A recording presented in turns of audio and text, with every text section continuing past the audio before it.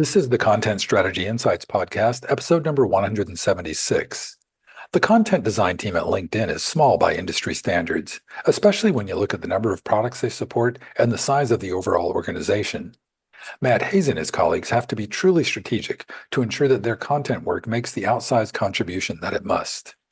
They do this by democratizing their content guidance, focusing on efficient decision making, and working closely with their design system colleagues.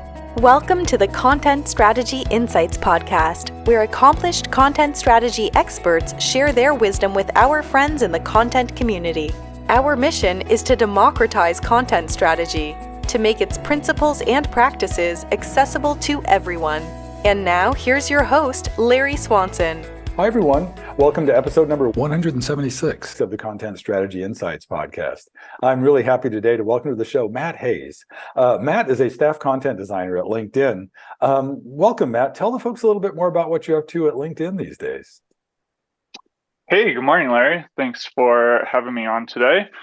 LinkedIn right now, we are going full bore onto some AI projects. We're trying to elevate the user experience in general.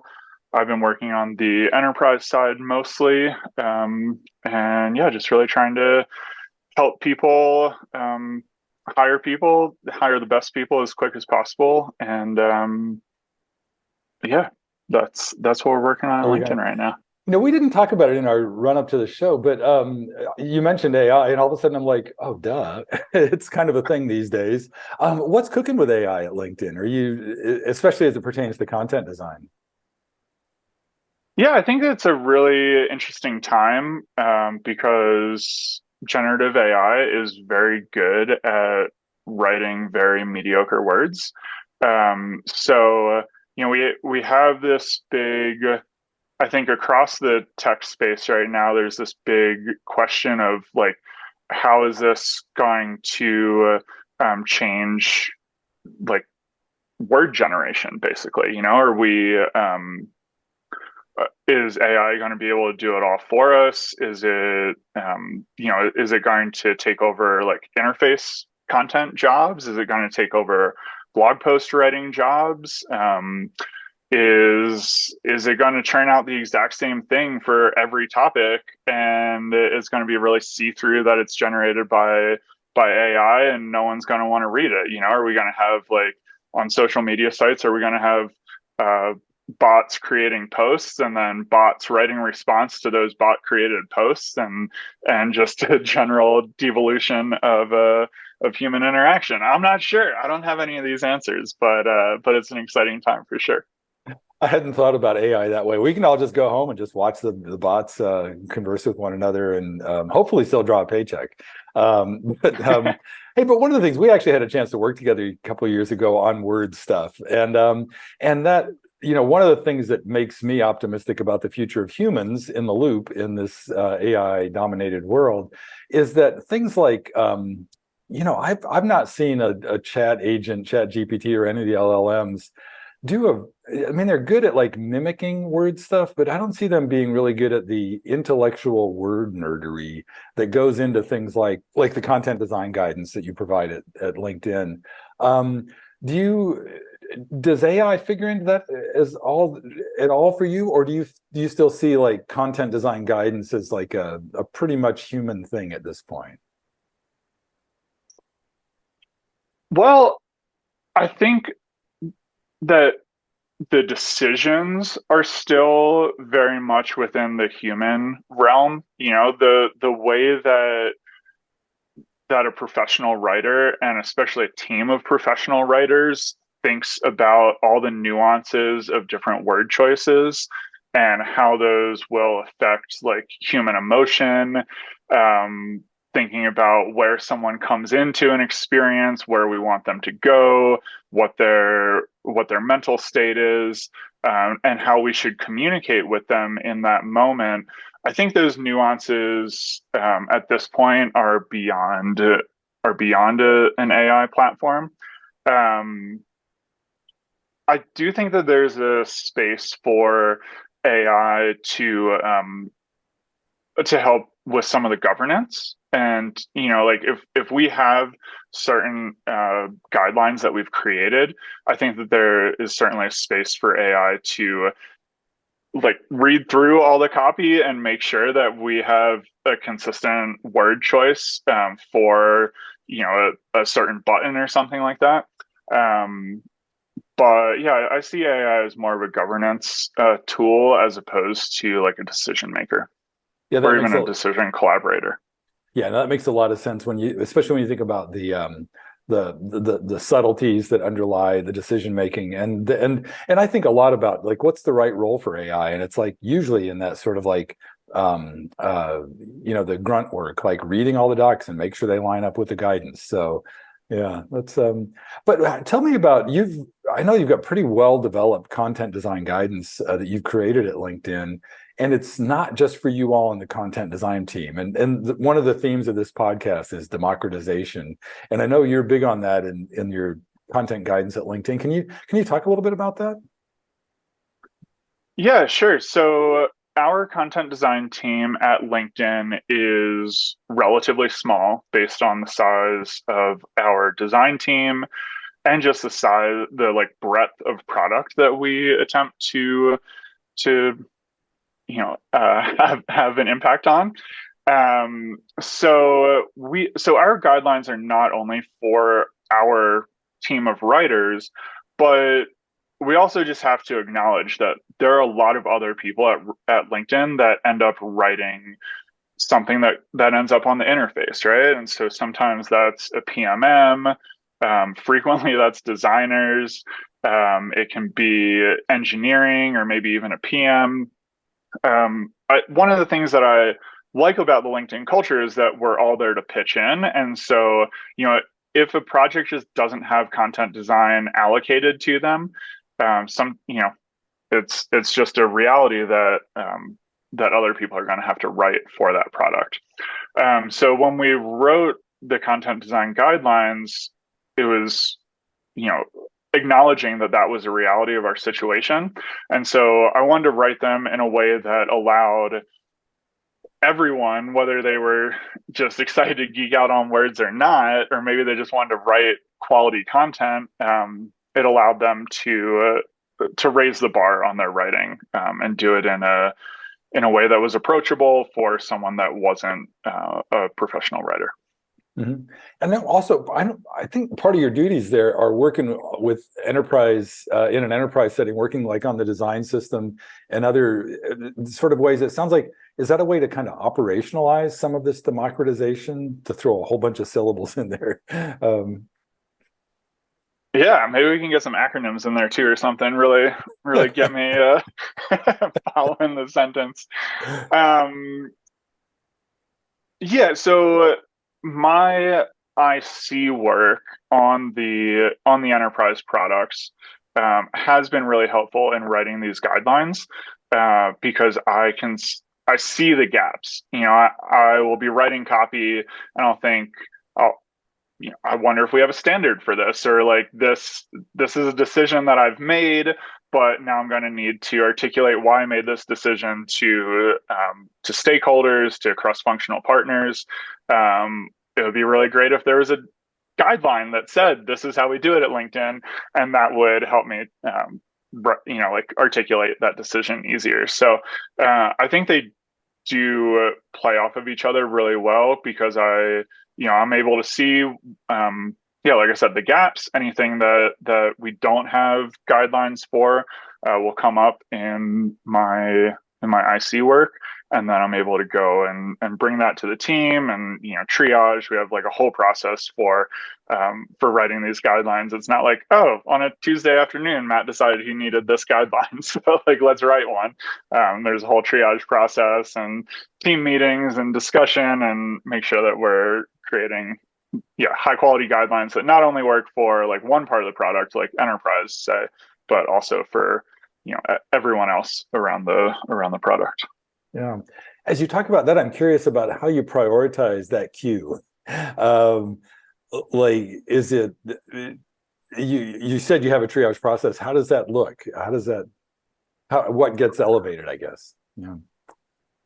Yeah, I'd say that there are two main priorities that we try and balance. One is how easy will it be to answer this question, and the other is like how important is it to answer this question? Because some questions are really simple, right? And we can knock it out in I don't know, 10 minutes of discussion and we're all in agreement. Maybe we don't even need 10 minutes of discussion. Maybe I just come and I say, hey, this is the guideline that I would recommend. And everyone gives a thumbs up and we're like, okay, cool.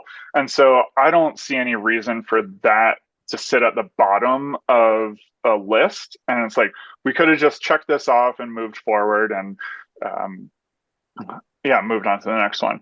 The other thing though is priorities. So, um, or sorry, the other priority is like how important it is. You know, is this something that will affect a really large amount of products that are user facing that people are looking at? Is it something that would maybe have an accessibility element to it? You know, is it something that people, if they showed up on LinkedIn, might feel excluded if we have a certain word choice? So that would be something that we would prioritize highly because we want the best experience all over LinkedIn, and so if we can address those issues as quickly as possible, then those will rise to the top also. So it's those two priorities that we're trying to balance. And then, obviously if it's something really hard but rarely shows up in the interface or has a very low impact of people's experience on the interface, then those will get pushed down. Yeah, you're reminding me. I think the last time we saw each other was in person was at Confab like a year and a half ago, and there were back-to-back talks, I think, by David Dylan Thomas and Day Cabildes on cognitive load and emotional. I forget. Anyhow, that notion, and I remember having a number of conversations in the hallway there about that. That we spend a lot of time thinking about how to reduce the cognitive load and the emotional labor of our end users, but we have spent traditionally less time internally. And the way you just described that prioritization process, it's like, if it's easy, we're just going to do it. And there, we're done thinking about it. Cognitive load decreased. Is that part of the rationale for that method, do you think? Or Yeah, I think that with the size of our team, we spend a lot of maybe not a lot, but we spend time helping non-content designers understand our work. So it's really easy to be talking with, a design leader or a PM or something like that and just say, hey, look, we have this content design guideline and it's been signed off and this is what we've all agreed on. So that's really easy to just have that conversation, and if it's like quantified in a guideline, then we just get to move on. So yeah, not only does it ease our cognitive load of making the decision, but it just becomes so much quicker to articulate why that decision was made and move forward. And I think it's also important for anyone with a design system to acknowledge that it's a living document. So if we it's not like we go into these conversations and we're like, look, it's a guideline. There's no questioning it at this point. This is how it has to be. It's etched in stone. So if there is pushback, if this is a unique situation, if, whatever, we're there to discuss, and like debate the nuances, but in general, it makes for more efficient communication, not only within our team, but also externally when we can say, here's a vetted guideline. This is what we would recommend unless there's like strong objection to it. Mm-hmm. Yeah, and the way you just said that, I'm reminded of a number of situations I've been in where people just want a decision. They almost don't care what it is, just that the decision is made. So there's that. But there's also like that, what you just talked about, the dynamic, that things can change over time. And there's legitimate reasons, no matter how well thought out the original decision was, that you might revisit things.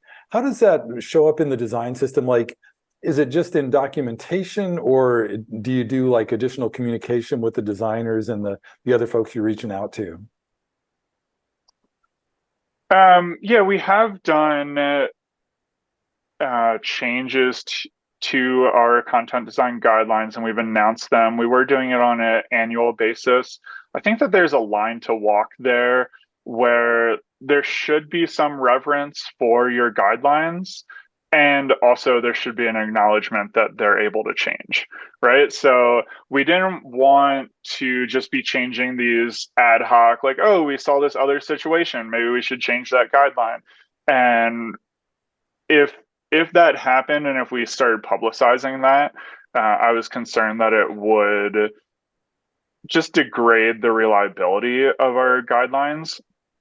And so I wanted to, create a cadence for when we would do updates, but make it on a longer time scale so that they, so that they, like I said, have some reverence. They're like, oh, this is a guideline. This is how we do it. And if it's going to change, it takes a long time for that to happen.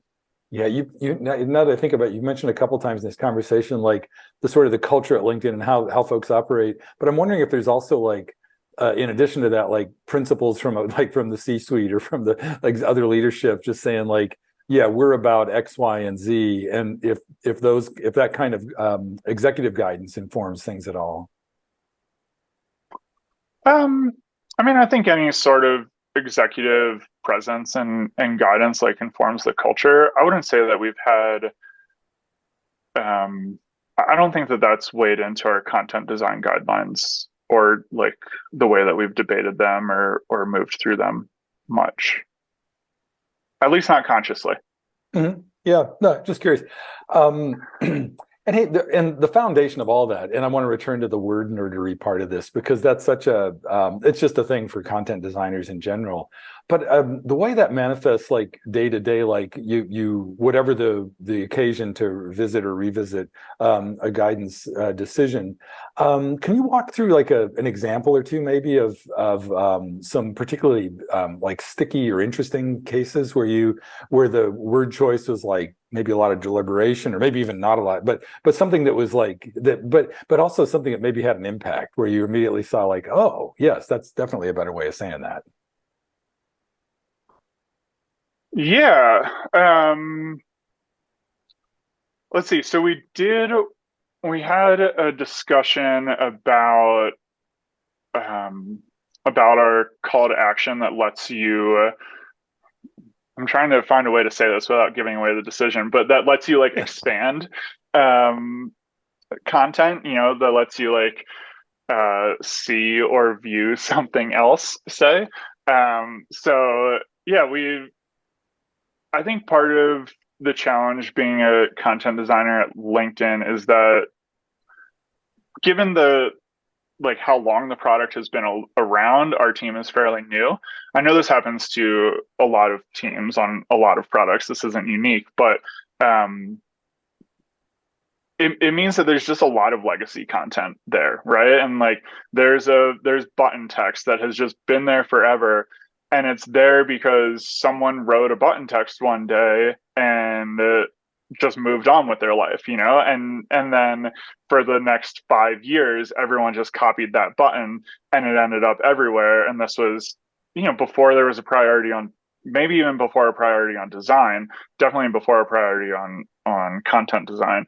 So yeah, anyway, we got real deep in the weeds talking about whether that expansion call to action should be see more, view more, or show more. And so this was, yeah, we had a lot of debate within the team. These are also all like visual words. And so we brought in our accessibility team, our accessibility representative on design, Jeff Zundel. He was super helpful, like helping us think through that. Thinking about whether or not saying a word like see was going to make people feel like they weren't like their modality of interacting with LinkedIn wasn't being valued. And that was actually a really interesting part of the conversation because that was something that we were concerned about, but through talks with accessibility and research, like actual research findings, we found that wasn't something that we need to be overly concerned about. So that was cool. And then we also thought about like,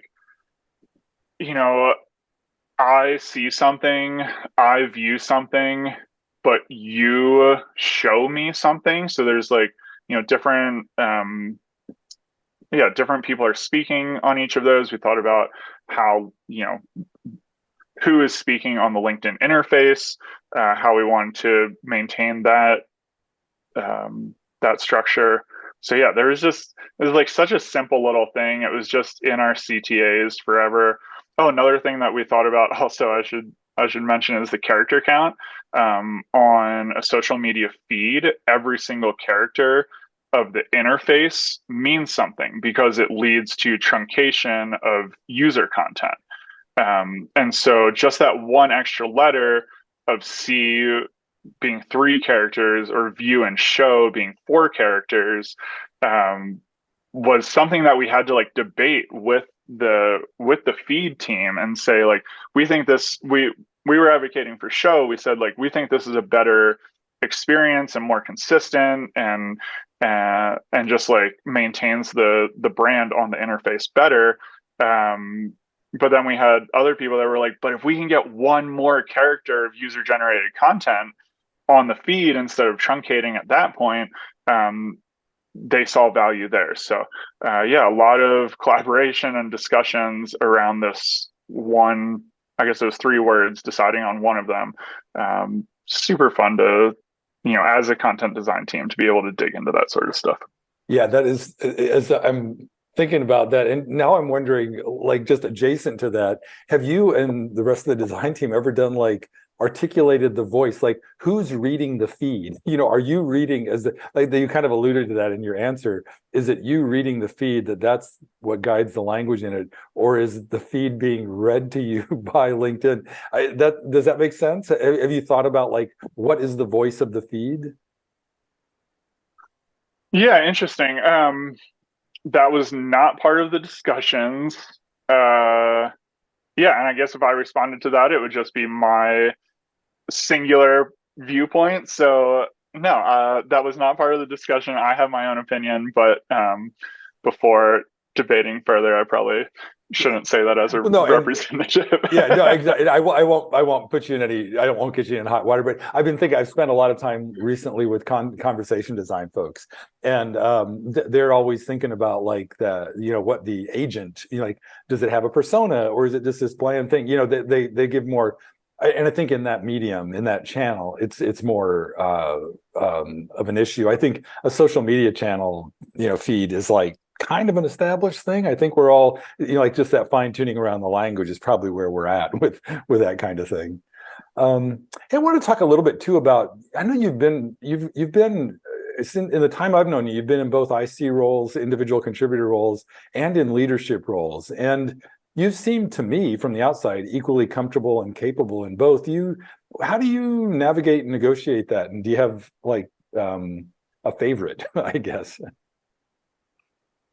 Yeah. So since we're just on the topic of word nerdery, I would like to have a slight rephrase to that question. I think that so I've been in IC and I've been in management tracks, but I think that there's space for leadership on both of those, right? I don't think that management is like the way that you have leadership necessarily. I think that elevating craft and digging into, the really tough IC questions is also a way to be a leader, and hopefully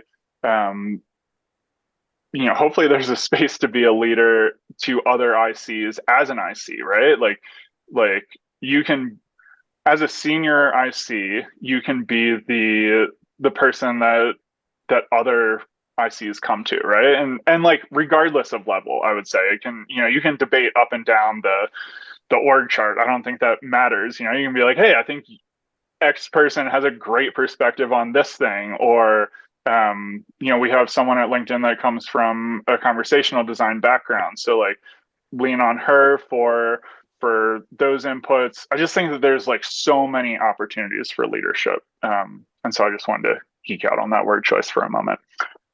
But with that in mind, yeah, I think that both of those tracks are like should inform each other, right? Like my IC work informs how I think about being a manager. Like I understand the day-to-day challenges, working with a cross-functional team that isn't super familiar with working with a content designer, and the challenges that presents in terms of like interpersonal dynamic, maybe processes, like understanding of deliverables, everything like that. So then when I've been on the manager track, I've been able to say like, oh, okay, well, here are some things that are really challenging to our IC, to our people doing IC work, and try and address those from a management track. On the flip side, I can look at, as a manager, I'm like, okay, well, these are the questions being asked, and like these are the things that that other, maybe design management or like people on the management side are asking content design managers to like, weigh in on and to like talk about. And so then when I'm an IC, I try and make sure that my managers have the information that they need to be able to have those conversations in like an efficient way. And so, yeah, I'm not saying that I'm like perfect at just because I have an understanding of this. I mean, I'm always trying to learn more too. But I do think that being able to go from one track to the other throughout my career has been really valuable to both sides of it.